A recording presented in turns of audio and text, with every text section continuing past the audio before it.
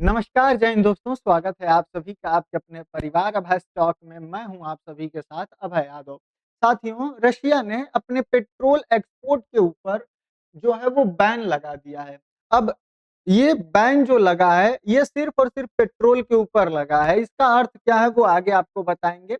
मतलब इसका अर्थ यह नहीं है कि वो क्रूड ऑयल नहीं बेचेगा। क्रूड ऑयल अलग होता है, गैसोलीन अलग होता है, ठीक है? तो ये सारी चीज़ें अलग-अलग होती हैं। तो इसने अभी जो है वो पेट्रोल के ऊपर यहाँ पर बैन लगाया है। ऐसा इसने क्यों किया आगे आपको बताएँगे। इसका भारत पर असर क्या पड़ेगा वो भी आपको बताएँगे और दुनिया पर इसका इम्पैक्ट क्या पड़ेगा उसके बारे में भी जानकारी देंगे। साथ में आपको यह भी बता दें कि भारत ने भी अपने तेल एक्सपोर्ट के ऊपर टैक्स बढ़ा दिए हैं। टैक्स इसलिए बढ़ाए गए हैं ताकि भारत सरकार के मतलब जो भारतीय कंपनियाँ हैं वो अन्य देशों को जिनको ज़रूरत है उनको तेल ना बेच पाएँ या फिर उनको महँगा तेल बेचेंगे तो फिर वो खरीदेंगे नहीं और उनको भारत के अंदर बेचना ज़्यादा सही रहेगा। तो ऐसा क्यों हुआ है, वो सारी चीज़ें आपको इस वीडियो में बताने वाले हैं। तो चलिए स्टार्ट करते हैं वीडियो को और उससे पहले आप सभी लोगों से एक छोटी-सी गुज़ारिश करेंगे, चैनल पर नए हैं तो सब्सक्राइब कर लीजिए।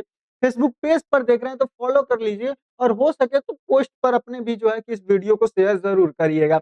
चलिए बढ़ते हैं आगे और आपको बताते हैं पूरी जानकारी। साथियों, यहाँ पर हेडलाइन्स बनती हैं 28 मार्च को कि Russia to introduce ban on gasoline export from April, यानी कि 1 अप्रैल से जो है गैसोलीन के ऊपर गैसोलीन के क्या कहते हैं एक्सपोर्ट के ऊपर रशिया पूरी तरीके से बैन लगा रहा है। ऐसा क्यों? साथियों, यहाँ पर देखिए भारत में भी जो है अभी क्राइसिस की बात चल रही थी कि बहुत ज़्यादा दिक्कत हो रही है, तो भारत ने भी यहाँ पर बताया था कि देखिए भारत के पास लगभग 60 दिन का ऑयल स्टॉक है और इस 60 दिन का जो बताया गया है, इसमें जो है वो गैसोलीन यानी कि जो स्ट्रैटेजिक हमारा रिज़र्व है वो होता है। यानी कि देखिए 2-3 इसमें टर्म होते हैं, उसको आपको समझना पड़ेगा। पहले उसको आप जो है ये यहाँ पर समझ लीजिए। अब रूस ने ये जो प्रतिबंध लगाया है या पेट्रोल के निर्यात को बैन किया यानी कि क्रूड ऑयल मतलब जो रसिया है वो बेचेगा, क्रूड ऑयल को बेचेगा लेकिन जो पेट्रोल यानी कि जो रिफाइन किया गया डीजल पेट्रोल है इनको यहाँ पर रसिया बैन कर रहा है। साथियों, यह बैन 1 अप्रैल से चालू हो जाएगा और 31 जुलाई 2026 तक ये बैन फिलहाल रहने वाला है। साथियों, इससे 1,17,000 बैरल प्रतिदिन का जो निर्यात है वो यहाँ पर बंद हो जाएगा। 4 माह के लिए यह जो है प्रतिबंध लगेगा और इससे वहीं भारतीय क्रूड की बात करें, जो भारतीय क्रूड ऑयल खरीदा जा रहा है, उसकी कीमत बढ़कर $147 प्रति बैरल जो है कि यहाँ पर पहुँच गई है। साथियों, अब आगे बढ़ें और बात करें कि इस फैसले को लिया क्यों रशिया ने, आखिर ऐसा क्यों किया रशिया ने? तो देखिए इसके कई कारण हैं। पहला तो जो मध्य पूर्व में संकट चल रहा है, यानी कि जो ईरान में के साथ युद्ध चल रहा है अमेरिका और इज़राइल का, उसके वजह से जो यहाँ पर हुर्मुज़ स्ट्रेट है वो पूरी तरीके से जो है डिस्टर्ब है। वहाँ से किसी भी प्रकार का आयात-निर्यात हो नहीं पा रहा है, जिसके वजह से पूरी दुनिया में जो पेट्रोल और डीज़ल की माँगे हैं वो यहाँ पर बहुत बढ़िया तरीके से बढ़ रही हैं। तो इसके वजह से, साथ में इसके वजह से दाम भी बहुत तेज़ी से बढ़ रहे हैं। दूसरा, पुतिन ने यहाँ पर निर्देश दिया कि घरेलू ईंधन की कीमतों को अनुमानित स्तर से ऊपर न जाने देने का स्पष्ट आदेश दिया है। यानी कि क्योंकि माँग बढ़ रही है, तो दाम उसका बढ़ रहा है क्योंकि हर जगह मतलब हर देश के पास उसकी सप्लाई नहीं पहुँच पा रही है। भारत में भी किल्लतें हो रही हैं। तो यहाँ पर जो है पुतिन ने साफ-साफ कहा कि देखिए हमारे देश के अंदर जो है वो पेट्रोल, डीज़ल के दाम यहाँ पर नहीं बढ़ने चाहिए।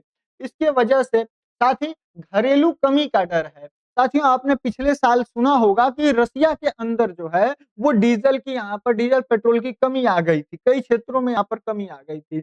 दूसरा, यूक्रेन ने रिफाइनरियों पर यहाँ पर हमले किए हैं। अगर आप देखें तो यूक्रेन जो है वो लगातार रशिया के रिफाइनरीज़ पर अटैक कर रहा है जिसकी वजह से रशिया का जो टोटल है एट लीस्ट 40% जो है रशियन तेल का एक्सपोर्ट की कैपेसिटी जो है वो यहाँ पर रुक गई है यानी कि वो बाधित हो गई है।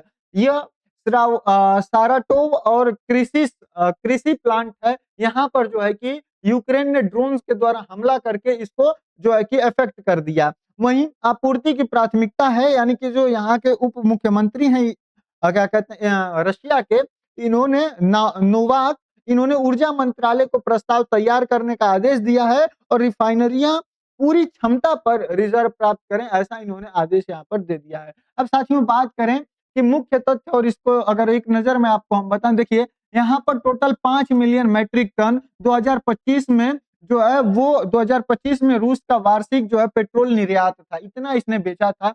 लगभग यह 1.7 लाख बैरल प्रतिदिन जो है यहाँ से बेचा गया था पेट्रोल, और 10% रिफाइनरियां यूक्रेन हमले से भी जो है कि यहाँ पर प्रभावित हुई हैं। यानी कि अब देखिए यह 27 मार्च को फैसला आया, नोवाक का आदेश यहाँ पर आता है, जिसके बाद 1 अप्रैल से यह लागू हो जाएगा और 31 जुलाई तक जो है कि यह प्रतिबंध यहाँ पर चलने वाला है। साथियों ये हमला किया था यूक्रेन ने इसके ऊपर, जिसके वजह से यहाँ पर डिस्टर्ब हुआ। अब बात करें कि वैश्विक बाजार पर इसका क्या असर पड़ेगा, तो देखिए ईंधन की कीमतों में उछाल आएगा। साथियों वैश्विक गैसोलीन आपूर्ति घटेगी, जो ब्रेंट क्रूड है उसमें 30% साप्ताहिक वृद्धि होगी और अंतर्राष्ट्रीय कीमतों पर यहाँ पर दबाव बनेगा। क्योंकि देखिए जो लोग रसिया से गैसोलीन खरीद रहे थे, यानी कि पेट्रोल और डीजल खरीद रहे थे, उनको तो पेट्रोल और डीजल अभी भी चाहिए होगा, क्योंकि भले रसिया रोक देगा लेकिन उसके बाद भी उनको तो अपना काम करने के लिए पेट्रोल डीजल चाहिए होगा, तो वो अन्य जगह से मंगाएंगे। यानी कि मार्केट में उसका जो है पेट्रोल और डीजल का या फिर गैसोलीन कहें सिंपल भाषा में, तो गैसोलीन की मांग बढ़ेगी। अब जब किसी चीज की मांग बढ़ेगी तो महंगाई उसी तरीके से बढ़ जाएगी, तो इसके दाम बढ़ जाएंगे। वहीं चीन, तुर्की, ब्राजील को भी यहाँ पर झटका लगेगा, क्योंकि रूसी तेल उत्पादों के सबसे बड़े जो खरीदार हैं, लगभग चीन 27%, तुर्की 13%, ब्राजील 11% और सिंगापुर 8% जो है कि यहाँ से खरीदते हैं, तो यह भी यहाँ पर प्रभावित होंगे। वहीं जो रिफाइनरिंग मार्जिन है उस पर भी असर होगा, यानी कि रूसी रिफाइनरियों पर यूक्रेनी हमले से 10% क्षमता यहाँ पर प्रभावित हो गई है। यानी कि जो यूक्रेन ने हमला किया है रसिया के ऊपर जो ड्रोन से, उसके वजह से जो उसकी रिफाइनरी है वो नष्ट हो गई है, जिससे उसका टोटल प्रोडक्शन का 10% यहाँ पर कम हो गया है। अब बात करें कि विकल्प की तलाश बढ़ेगी, यानी कि अब वो गल्फ कंट्रीज, साथ में अमेरिका और अन्य स्रोतों की मांग बढ़ेगी और ऊर्जा बाजार में जो है कि फिर से यहाँ पर नया कंपटीशन देखने को मिलेगा। साथियों सबसे ज्यादा यहाँ पर प्रभावित कौन होगा अगर देखा जाए तो चीन होगा, क्योंकि यह लगभग 90% यहाँ से लेता है, फिर तुर्की, फिर ब्राजील, सिंगापुर और फिर लास्ट में भारत आते हैं, जो कि यहाँ से क्रूड खरीदते हैं, क्रूड ऑयल जो है खरीदते हैं। लेकिन सबसे इंपॉर्टेंट बात यह है कि जो यहाँ पर बैन लगा है वो बैन सिर्फ और सिर्फ गैसोलीन पर लगा है, क्रूड ऑयल के ऊपर नहीं लगा है। यानी कि क्रूड ऑयल ये आप यहाँ से खरीद सकते हैं रसिया से, लेकिन आप जो है गैसोलीन यहाँ पर नहीं खरीद सकते हैं। तो इससे थोड़ा सा जो ये दिक्कत है वो कम हो जाएगी। अब भारत पर इसका क्या असर पड़ेगा, तो देखिए भारत पर यहाँ पर जो असर है वो थोड़ा सा सीमित रहेगा। कारण क्या है कि देखिए भारत रूस से क्रूड ऑयल लेता है, पेट्रोल नहीं खरीदता है। दूसरा, पेट्रोल प्रतिबंध का सीधा असर न के बराबर होगा, यानी कि भारत जो है वो पेट्रोल खरीदता ही नहीं है, गैसोलीन भारत रसिया से खरीदता ही नहीं है। भारत क्रूड ऑयल लेकर आता है, भारत के पास अपनी रिफाइनरी है, जामनगर में दुनिया की सबसे बड़ी ऑयल रिफाइनरी है, तो भारत खुद लेकर आता है और खुद उनको बनाता है, मतलब रिफाइन करता है। फिर रूस अभी भी सबसे बड़ा क्रूड सप्लायर बना हुआ है, जो कि लगभग 20% है। भारतीय रिफाइनरियां लगभग 100% क्षमता के साथ अपना यहाँ पर काम अच्छे तरीके से कर रही हैं। वहीं 250 मिलियन जो बैरल रिजर्व है वो 2 माह की आपूर्ति है, यानी कि भारत के पास जो है अभी 2 माह की आपूर्ति यहाँ पर पूरा अच्छे तरीके से बचा हुआ है। अब बात करें अप्रत्यक्ष प्रभाव, यानी कि जो इनडायरेक्टली प्रभाव यहाँ पर पड़ेगा, जो कि महत्वपूर्ण है। पहला कि भारतीय क्रूड बास्केट जो है वो लगभग $147 प्रति बैरल पहुंच जाएगा। यूएस ईरान संघर्ष से, रसिया पर बैन से यहाँ पर दोहरा जो है दबाव भारत के ऊपर पड़ेगा। वहीं यूएस इंडिया डील में रूसी तेल न खरीदने का दबाव है, और आप सभी ने देखा था, मतलब भारत के बहुत सारे लोग यहाँ पर क्रिटिसाइज किए थे कि भारत बात तो अपनी संप्रभुता की करता है, अपने प्रॉफिट की करता है, कि हम किसी भी देश के दबाव में आकर कोई भी काम नहीं करेंगे, हमको जहां से फायदा होगा हम वहां से चीजें खरीदेंगे। लेकिन कहीं ना कहीं भारत जो है वो अमेरिका की तरफ झुका था, रसिया से तेल लेना कम किया था टैरिफ के वजह से। साथियों वहीं एलपीजी और एलएनजी का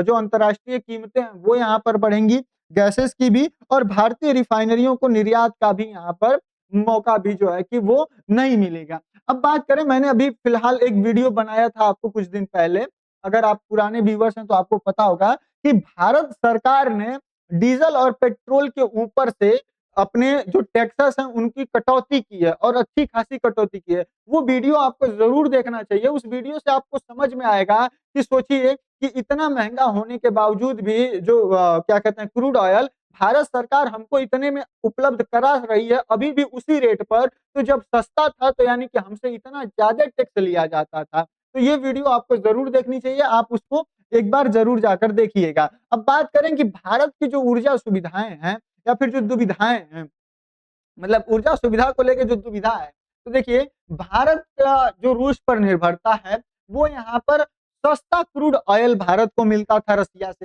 37% क्रूड ऑयल आयात करता था भारत। एक समय था कि जिस समय सबसे पीक समय था वो, जिस समय सबसे ज़्यादा अगर क्रूड ऑयल कहीं से भारत खरीदता था, तो वो रसिया था। उसके बाद यूएस का दबाव पड़ा और जो है रसिया से तेल लेना बंद कर दिया भारत ने, यानी कि यूएस का दबाव लगातार भारत पर पड़ा कि तुम रसिया से तेल लेना बंद करो। वहीं जनवरी 2026 में 38 माह का न्यूनतम यानी कि 2026 में भारत ने अब तक सबसे कम जो है क्रूड ऑयल रसिया से एक्सपोर्ट किया है, यानी कि 38 महीने का लगभग आपका 2 साल से ऊपर का जो है, वो 2 साल से ऊपर यानी कि एप्रॉक्स 3 साल का सबसे कम क्रूड ऑयल रसिया से इस बार भारत ने जनवरी 2026 में मँगाया है। बात करें भारत का रुख क्या है, तो भारत कहता है कि हम किसी भी देश की हमको किसी भी देश की अनुमति नहीं चाहिए। हम 101.4 अरब लोगों की ऊर्जा की सुरक्षा करनी है।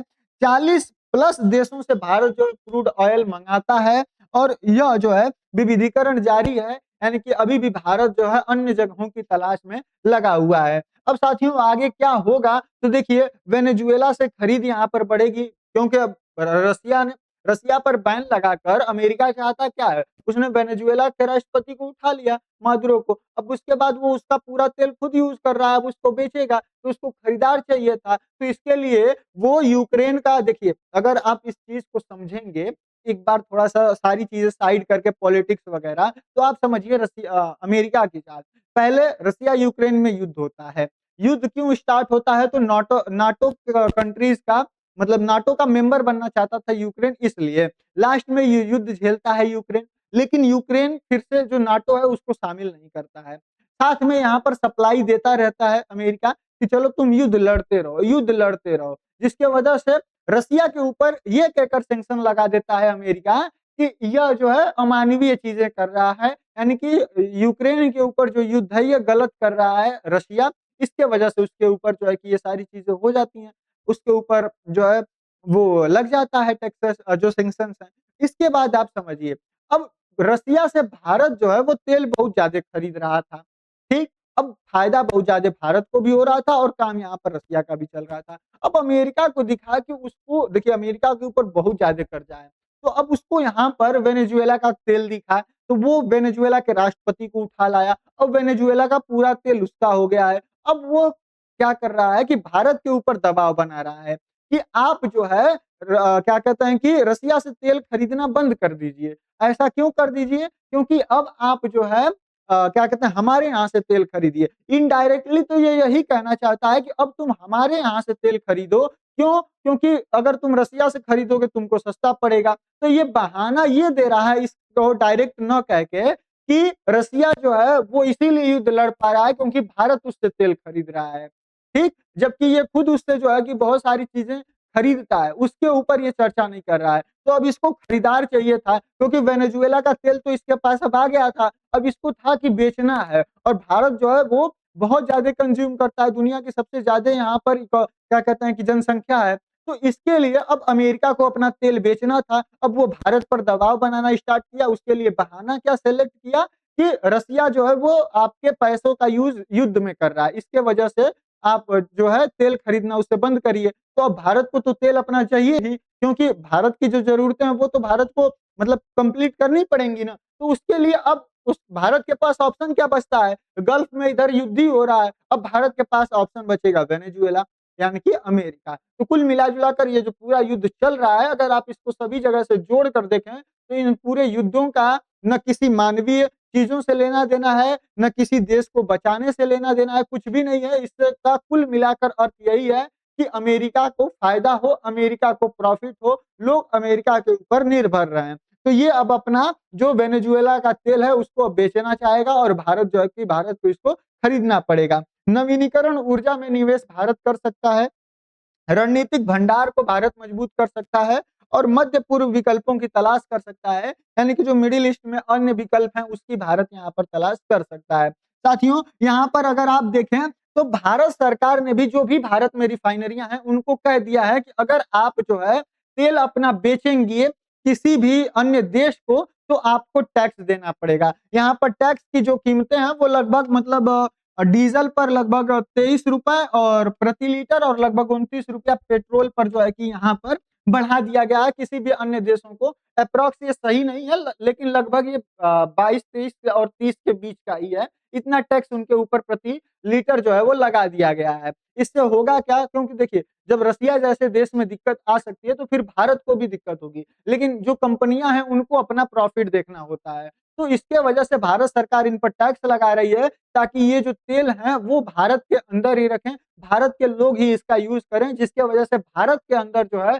वो डीज़ल, पेट्रोल की दिक्कत यहाँ पर ना पैदा हो। क्योंकि आप सभी को पता है ये जो सीज़न चल रहा है, अब ये जो टाइम आया है, इसमें अब गेहूँ की कटाई, फिर उसके बाद अन्य जो चीज़ें हैं बुआई, जोतना मतलब खेतों की जुताई ये सारी चीज़ें होंगी। तो इसके लिए डीज़ल की इस समय अब बहुत ज़्यादा माँग हो जाती है। वहीं माल ढुलाई के लिए जो सबसे ज़्यादा यूज़ होता है वो डीज़ल का होता है। तो इसलिए यहाँ पर माँग बढ़ेगी सबको पता है। रसिया में भी यही कारण है कि इसको लगाया गया है क्योंकि वहाँ पर भी यही काम चल रहा है और वहाँ पर भी जो है कि डीज़ल की यूज़ ज़्यादा होता है। तो कुल मिलाकर यहाँ पर बात यही है कि अब ये जो लोग हैं, रशिया भी यहाँ पर सावधान हो गया और भारत भी यहाँ पर सावधान हुआ है। ख़ैर यहाँ पर भारत ने श्रीलंका को भी लगभग 38,000 मैट्रिक टन का जो फ्यूल है वो बेचा है, ताकि वो लोग भी अपना काम कर सकें क्योंकि उन्होंने यहाँ पर भारत से अपील की थी। तो यहाँ पर भारत जो है वो अपना मानवीयता को भी दिखा रहा है, अन्य देशों को भी यहाँ पर चीज़ें बेच रहा है। उम्मीद कर रहा हूँ सारी चीज़ें आपको बेहतर ढंग से मैं बता पाया, आपको अच्छे से समझ में आया होगा कि रसिया ने जो तेल पर बैन लगाया है, वो बैन पेट्रोल पर या फिर ऐसा कहिए कि गैसोलीन पर लगा है, ना कि क्रूड ऑयल पर। इसलिए जो भी देश उनसे क्रूड ऑयल खरीदते थे या फिर जैसे भारत क्रूड ऑयल खरीदता है, तो यहाँ पर भारत को ना के बराबर दिक्कत होने वाली है। बस दिक्कत इसलिए होगी कि दुनिया में जो है वो अब फिर से जो है कि गैसोलीन की माँग बढ़ेगी क्योंकि जो देश उससे खरीदते थे उनको ज़रूरत पड़ेगी, तो वो दुनिया के अन्य मार्केट्स में जाएँगे जहाँ से मान लीजिए भारत अपना क्रूड ऑयल खरीद के लाता है, तो फिर अब वहाँ पर जो दाम है वो उसमें बढ़ोतरी हो जाएगी। कुल मिलाकर जो मेन डायरेक्ट जो मतलब इनडायरेक्ट कहिए या फिर डायरेक्ट कहिए जो असर पड़ने वाला है वो यही पड़ने वाला है। ठीक है साथियों, उम्मीद कर रहा हूँ सारी चीज़ें बेहतर ढंग से समझ में आई। आपकी अपनी क्या राय है कमेंट सेक्शन में ज़रूर बताइए। चैनल पर नए हैं तो सब्सक्राइब कर लीजिए। कुछ नहीं लगेगा यार, ₹1 भी नहीं लगता, काहे नहीं करते आप लोग सब्सक्राइब? सब्सक्राइब करिए, अन्य दोस्तों के साथ शेयर करिए, फेसबुक पर देख रहे हैं तो फॉलो ज़रूर करिए। मिलते हैं अगली वीडियो में किसी नए टॉपिक के साथ, तब तक के लिए जय हिंद, जय भारत।